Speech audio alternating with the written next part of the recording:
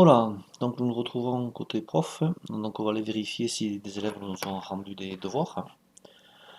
Donc à noter que si ils ont fait quelque chose, vous allez retrouver normalement dans Gmail, dans l'onglet notification, ce qui a été fait ou pas. Donc vous voyez qu'il y a des choses qui ont déjà été faites, et en particulier ici dans l'élève test, je vois que l'élève vient de commenter en fait le TP que j'avais rendu, ajustement TP, donc on va aller voir ça. Donc j'ouvre le cours. Et puis dans mon flux, déjà, voilà, vous allez voir le flux, ça correspond en fait à toutes les actions qui se passent. Donc vous aviez publié un support de cours, un nouveau devoir, et puis il y a écrit qu'il y a un commentaire qui a été rajouté au cours. Commentaire que vous pouvez voir directement ici. Donc l'élève test a rajouté un commentaire, je ne comprends rien à ce qu'il faut faire. Donc vous pouvez répondre à ce commentaire-là directement par ici. Vous pouvez aussi aller dans travaux et devoirs, donc votre ajustement, votre cours. Vous voyez qu'en fait, il y en a un qui a été remis, un attribué, donc quelqu'un a rendu, et puis il y en a encore qui doit rendre dans ma classe où je n'ai que 2 élèves, c'est fantastique. Donc on va aller afficher le devoir. Voilà comment ça se présente. Donc vous avez tous les élèves qui seront listés ici, et qui seront classés en fait par statut de base, avec les élèves qui ont rendu, et les élèves auxquels j'ai attribué le cours, mais qui ne m'ont pas encore rendu. Donc ils sont encore dans les temps, hein, puisque normalement c'est à me rendre dans les instructions que je vais aller voir ça. Ça me rendre normalement attention, dans de remise, je sais plus, mais il faut aller voir le cours. Pardon, pas de limite pour le 13 avril. Vous l'avez là.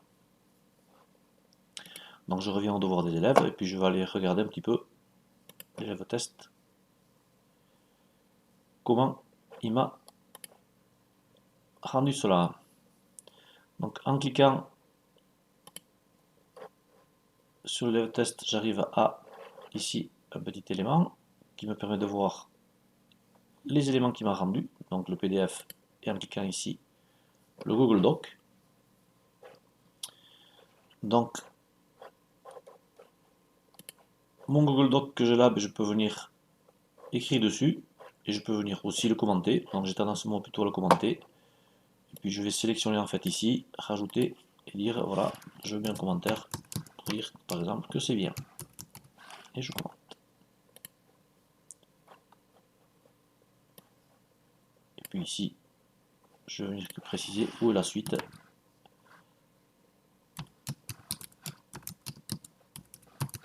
Puisque ça n'a pas été fait. Je peux aussi rajouter un commentaire privé directement et dire attention, incomplet,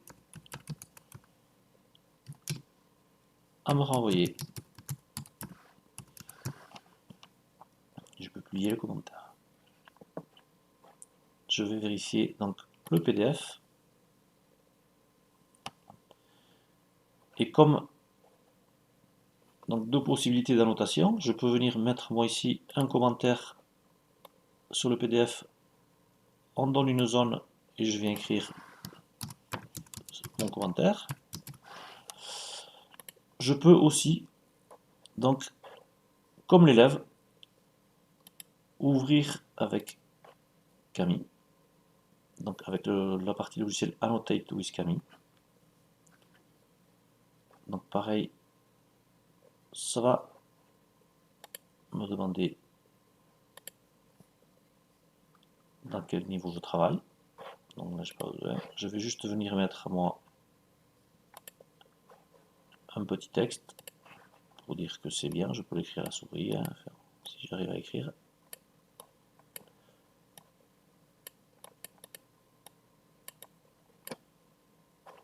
Ne pas oublier ici de venir sauvegarder. Donc comme c'est la première fois, il va me demander de valider mon compte Gmail. Gmail 20, G Suite. Donc il a sauvé. Je peux venir fermer ma fenêtre. Donc ici, je peux passer à la correction du second devoir si je veux. Qui est là, comme il n'a pas fait, hein, voilà. Je peux revenir ici et puis je peux renvoyer par exemple le devoir qui est ici et le renvoyer à l'élève pour qu'il puisse ensuite corriger ces éléments. Et voilà ensuite ce que je peux faire donc au niveau du renvoi des élèves. Je peux bien évidemment rajouter ici un commentaire privé à l'élève. Donc, enfin, j'ai déjà rajouté pardon, un commentaire privé, je peux en rajouter un autre bien évidemment avant de rendre. Si je clique ici et que je rends, l'élève va recevoir le devoir et pourra me le corriger. C'est ce que je vais faire en cliquant sur rendre. L'élève va recevoir une notification, donc sur Gmail, et il pourra consulter éventuellement la note que vous avez donnée et son devoir aussi.